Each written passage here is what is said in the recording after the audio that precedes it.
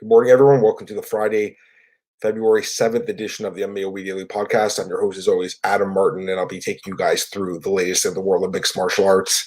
UFC 247 tomorrow, guys. It's going to be a good card. John Jones taking on Dominic Reyes, Valentina Shevchenko defending her title against Katlyn Chookagian and some other fights. So, should be a pretty good card. Did the preview on Tuesday. Go back and check that out. It was a good preview show, as always. And before the card, Dana White's spoken to the media, and he's discussed a bunch of topics, which I will get into in today's show. So we'll start with the first one here. According to Dana White, the UFC never considered Conor McGregor versus Jorge Masvidal or Kamaru Usman. He says that this was basically a figment of Conor's imagination. He says that the UFC always planned on having Conor fight Khabib Nurmagomedov or Tony Ferguson, whoever wins that fight at UFC 249, and not Masvidal or Usman, which, I mean, I'm not completely buying, I'll be honest, because why else would they have had Masvidal and Usman at UFC 246, and why do they keep showing them on the camera, especially after McGregor won? To me, this is just Dana White saying something, but I don't really believe it. I think the UFC was considering these fights. I think they were considering Masvidal and Usman. But they ultimately settled on Khabib, especially because that's what Dana wants. And what Dana wants, Dana gets. So, I'd like to think they're making kind of a mistake here because I'm personally not too interested in McGregor versus Khabib. I'd rather see him fight Masvidal. I think that was the fight to make. But at the same time, Masvidal's going to be fighting Usman now at International Fight Week, probably UFC 252. And McGregor's probably going to be fighting for that lightweight belt. He also mentioned Dana White. He mentioned that Conor is ready, willing, and able to step in. Those are his exact words. Ready, willing, and able to step in case either Tony or Khabib gets hurt. It sure sounds like the UFC kind of wishes they waited a little bit to book that Tony Ferguson fight. It kind of feels like they wanted Conor to fight Khabib next and not Tony, but Tony got the shot. Hopefully Tony stays healthy. Hopefully Khabib stays healthy and we get to see that fight, but Conor will be the first man in to tag up in case someone gets hurt. So we'll see what happens there, but yeah, I'm not completely buying what Dana said about Masvidal and Usman.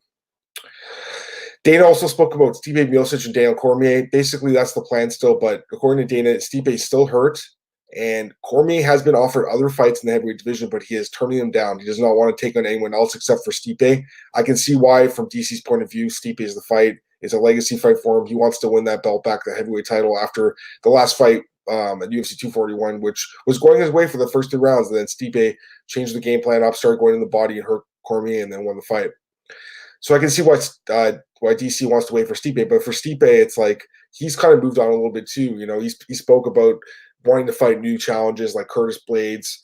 I think Nagano is a more interesting fight right now than some other guys too, even though it's a rematch. So to me, there's other fights for Stipe, but DC's kind of holding this division up at this point. Both these guys are, so it's kind of unfortunate, but it really does seem like this fight's going to be made. I don't know what card it would be on, because it doesn't seem like they're going to be ready to fight anytime soon. Hopefully in the summer, and we'll just get this out of the way. But yeah, this division needs to move on, Hopefully Stipe gets healthy. Hopefully DC takes this fight, and then we'll see what happens after that. But yeah, I just wanted this division to move on because guys like Nagano really deserve a title shot. And speaking of title shots, the other thing Dana mentioned was Corey Anderson apparently is really pissed off. That's what Dana's words were. Corey's pissed off. He didn't get the title shot after beating Johnny Walker at UFC 244. He wanted that shot against John Jones. They gave it to Dominic Reyes, obviously. I think the UFC made the right call getting it to Reyes. Reyes, in my opinion, is a better fighter. I think he's done more lately. The 6 straight wins, he's undefeated. I think he's more dangerous for John Jones because he has knockout power. He has submissions as well. Having said that, Corey Anderson looked great in his last fight. He has had a really nice underrated career in the UFC. So I can see why, from his point of view, he would be upset. But at the same time, I mean, really, if your best win is Johnny Walker, does that deserve a title shot? I guess the argument would be, is Chris Weidman, if you beat Chris Weidman, does that mean you should deserve a title shot at 205? Probably not, but at the same time, that was the better option, in my opinion. So, for Corey Anderson, what he needs to do is simple. Go out there next weekend against Jan Blachowicz, beat him, finish him, not just beat him by decision. Like last time they fought, Corey just basically held Blachowicz down in one decision. This time, Corey's going to have to go there and knock him out, I think, or finish him by a ground and pounder submission. If he does that, John Jones will put him on his radar. John Jones has actually spoken with Corey Anderson. He said he's impressed with him, but basically he chose Reyes because he thought he's a more dangerous fight. I'd like to see John Jones move up to heavyweight, and I got to plug this article I wrote at MMA Ratings. I basically said this should be John Jones' last fight at light heavyweight if he wins this fight. can't write off Reyes. She said it's possible he could win. But if John Jones wins, as the betting odds suggest he will, John Jones should move up to heavyweight. That's my opinion. We'll see what happens there. I should also mention at UFC 247, the UFC will be holding a Kobe Bryant video tribute, which I don't think is a surprise at all because obviously Dana White was a big fan of him. He spoke at like a UFC. There was like a fighters meeting a few years ago, and Kobe was there speaking to them. So he's had somewhat of a role in the promotion's history. So I can definitely see why they would give him a video tribute. Obviously, he's a huge name in the sport, so that's cool. They're going to do that. Here's a question from Kevin Scott. Thanks, Kevin Scott. How about Jin Yufrey losing her belt in the scale yesterday? Very disappointing for someone lobbying for a 105-pound atomweight division in the UFC. Yeah, that sucks, man. Because you know what? I actually wrote an article the other day at BJ Penn where I was talking about Jin Yufrey, and she was like, I really want to fight in the UFC at 105, and I hope they build a division for me. But she didn't even make weight. She missed weight by 0.8 pounds. Ashley Cummins made weight. So Ashley Cummins can still win the belt. But yeah, it's very disappointing Jin Yufrey missed the title. It's like, why would the UFC bring this weight class in when the champion Invicta, who presumably is the best 105 or one of the top like 3 or 4 105ers in the world, if she missed weight, why would the UFC bring this division? I think this hurts everyone in the division, you know? To me, it's kind of bad. So that fight's taking place tonight. That card's taking place tonight. Invicta FC 39. You got Jin Yufrey against Ashley Cummins and a couple other fights, including like Pearl Gonzalez against Miranda Maverick. And there's not a lot of like other notable names, I guess. Invicta was pretty much ransacked by the UFC. Pretty much all their best fighters ended up going to the UFC. But yeah, I'm disappointed in Jin Yufrey because I think she is a pretty good fighter, and I think she's pretty marketable too. And I think she's kind of screwed up here, you know. Great question, Kevin. I don't know what to say, man. It's embarrassing. Anytime a champion misses weight and loses their belt on scale, it's embarrassing. And like I said, I think it hurts the rest of the division because why would the UFC bring in this division when their champion and the best fighter in the division can't make weight? It's so stupid. It's really selfish. And I mean, come on, like especially if you're a champion, you can't miss weight. It's so dumb. All right, let's get into some fight announcements here. UFC Rio Rancho gets a short notice fight here because Gadzi Murov Antigulov, I got that name right, takes on Devin Clark. He was supposed to take on Devin Clark, and now Devin Clark will be taking on Dequean Townsend, who's filling on short notice. Dequean Townsend is probably fighting for his job here. If you ask me, he hasn't looked great in the UFC. He's lost both his fights. He lost to Bevon Lewis in his last fight, which was just 2 weeks ago, and then of course he got knocked out by Dalka Lugimanbula in his debut. So he's 0-2 in the UFC. He has to win this fight, and there's no doubt about it. Devin Clark is a guy who's been inconsistent in the UFC. He's 4-4 overall. He's a guy that gets finished a lot. He's been finished in all 4 of his losses, but he wins some decisions, won decisions, all 4 of his wins. This is a toss-up fight, guys. It really is. I'm not very high on Devin Clark. I don't think he's that great a fighter, but Dequean Townsend has been extremely disappointing. So you got to go with Devin Clark here. He is going to be favored in this fight for sure. Townsend's got to win, though. If he loses, he's getting cut. I mean, there's no doubt about it. So there's a lot of pressure on this guy to win this fight. UFC Norfolk gets a fight here between Aalon, Cruz, and Spike Carlyle. Aalon Cruz was on the Contender Series, 8-2 record. He's on a 4-fight win streak. He beat Steve Wynn by knockout in the Contender Series. It was a really nice win. He was supposed to fight Steven Peterson on this card. Steven Peterson pulled out with an injury, and instead he fights Spike Carlyle now. They call this guy the Alpha Ginger. Oh, man, what a nickname. 8-1 record for this guy. Don't know a lot about him. He's only been fighting as a pro since 2017. He's on a 4-fight win streak. He fights on the California regional scene. As far as notable wins, not really. You know, he's fought pretty much a low-level competition. But, yeah, you got to favor with Aalon Cruz. I mean, I'm not super high on this guy as a prospect by any means. I know he looked good in the Contender Series, but, yeah, you still have to favor him because Spike Carlyle taking on short notice, and he has no experience in the big show. So you got to favor Cruz a little bit. And the last fight here, I know a lot of people are going to love this one. Bethe Correia returns against Pannie Kianzad at UFC 250, UFC Sao Paulo, the pay-per-view, featuring Jose Aldo against Henry Cejudo. Bethe is actually 36 now, so she's getting up there in age. She's turning 37 this year. It's crazy, right? Like, she's somehow gotten older quick.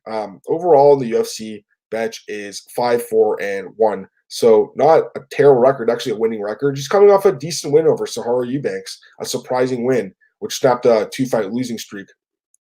Bethe is very limited fighter, you know. She can win decisions basically by out-volume people, I guess, on the feet. But we have seen her get knocked out a few times. I don't think she's a great fighter by any means. Pannie Kianzad has been a little bit up and down her career. She's just 12-5 in the UFC. She is 1-2. She beat Jessica Rose Clark in her last fight. Before that, lost to Julia Villa. Also has a loss to Macy Chiasson. At one point in time, Pannie Kianzad was like a really good prospect in the UFC, or not the UFC, but Invicta featherweight and bantamweight divisions, but ended up going to the UFC and has kind of struggled a little bit. This is a close fight to call for sure because Kianzad, she is 28, she's a lot younger, but I just haven't really been impressed with her at all. As crazy as it sounds, I kind of lean towards Bethe fighting in Brazil. I think that could help her out here. I think that the fans will be behind her and she can win this fight, but definitely a close fight that can go either way. Got a question here, Ron Carlson. Jones should clear out his division and go up, so like 3 more fights. See, I understand what you're saying, Ron, and like I guess there are a few more fights like Corey Anderson, Jan Blachowicz, I guess Johnny Walker if he could bounce back. Like there's always going to be someone new, like Alexander Rakic. There's always someone new that's coming up. And that's the same argument with GSP, like and Anderson Silva was years ago. Like at some point though, like I think they just need to make the decision to move up and improve their legacy. Here's my thing with Jon Jones. And I've talked about this many times, but I'll say it again. I think he is probably the greatest fighter of all time. I do think the PED stuff has hurt his legacy a little bit, but I still think he's the greatest fighter ever. I think he's the greatest talent we've ever seen. But here's the thing with Jon Jones that I think you can criticize him for. He has not changed weight classes, only fought 205. You look at some of the other greats in MMA history, they fought in multiple weight classes. GSP won titles at 170 and 185. BJ Penn won titles at 155, 170. Randy Couture won titles at heavyweight and light heavyweight. Anderson Silva fought the majority of his career at middleweight, but also was a champion at welterweight early in his career and also fought super fights at light heavyweight, including a win over Forrest Griffin at the time, which was a huge win. Guys like even current fighters. Daniel Cormier's been a champion in 2 different weight classes. Conor McGregor's been a champion in 2 different weight classes. He's fighting in a 3rd weight class now. So to me, like, that's how you build your legacy. It's not just beating your guys in your division, especially overmatched opponents like Corey Anderson. I'm sorry, but I wouldn't give him a chance if he fought Jon Jones, you know? So to me, like there is something to be said about moving up in weight and changing weight classes and winning a title in the 2nd division, or at least being competitive in those divisions. So, you know, Jon Jones, again, greatest fighter ever. Yeah, I think so. But if he really wants to build that legacy and blow it out the roof, go to a different weight class, challenge yourself. You know, I'd like to see him fight Stipe. I think that'd be a great fight. You know, and Stipe's waiting around for DC, or DC's waiting around for Stipe. I get that. You know, Jon Jones maybe fights Corey Anderson next, and then he fights the winner of Stipe and DC. Hopefully, it's going to be Stipe. We'll see what happens. A couple more comments here. Kevin, I'm not a fan of champs moving divisions. Say Jones leaves 205, who fights for the vacant title. I don't think he should vacate it. I mean, he can just move up. Like DC, I don't think DC vacated it. Conor didn't vacate until he won the title. So to me, Jon Jones doesn't have to vacate it. He just has to move up and fight. At that point, if he wins, if he beats Stipe or DC, then he can make a decision if he wants to vacate or not. He wouldn't in my mind, he wouldn't be vacating the belt, Kevin, until he actually fought at that weight class and then won or lost. And then he could decide what to do. If he loses, obviously go back down. To me, it's win-win. If Jon Jones goes to heavyweight and loses, so what? Why would that affect his legacy? But if he wins, I think it builds up even more. So we'll see what happens. Ron Carlson, Jones is perfectionist and fears being vulnerable. Defending your belt's really difficult. It is hard. And Jones has done it better than anyone. I mean, look at the amount of title defenses. It's incredible, right? But come on, you guys can't tell me you wouldn't rather see Stipe against Jon Jones than Jon Jones against Corey Anderson, right? Like, I totally understand what you're saying about him wanting to protect his legacy at 205. He already is the greatest light heavyweight. I don't see anyone ever topping him. I mean, we might be dead by the time someone emerges as, like, the next Jon Jones. Like, it could be 100 years from now when the sport's really evolved. But for right now, like, if I'm Jon Jones, you know, I totally understand why he'd stay at 205. Just it's easy money, honestly. But as a selfish person, I want to see him fight Stipe. That's the fight I want to see, and I think a lot of fans want to see that. You know, we'll see what happens, though, guys. I really appreciate the questions as always. If anyone has any last second questions, throw them in there right now, guys. I'm just going to see if I missed anything that I want to talk about today, but it looks like I'm pretty good here. Let's see here. Yeah, Jessica Penne, I should mention, she's coming close to agreeing with you, Silas. Well, that's good. You don't want to see someone lose 4 years of their career, especially at like 37, 30 years old. And honestly, Penne, look at her. She doesn't look like someone who's juicing. I mean, a lot of USADA's tests are minuscule amounts, and I feel like she's kind of been lumped in with that. Hopefully it works out for her. Joe Rogan's been named one of the wealthiest, the wealthiest podcaster in the world at $30 million a year, which is insane. I personally don't really listen to the Joe Rogan podcast. He's not really my cup of tea. I know a lot of you guys do though, so that's awesome.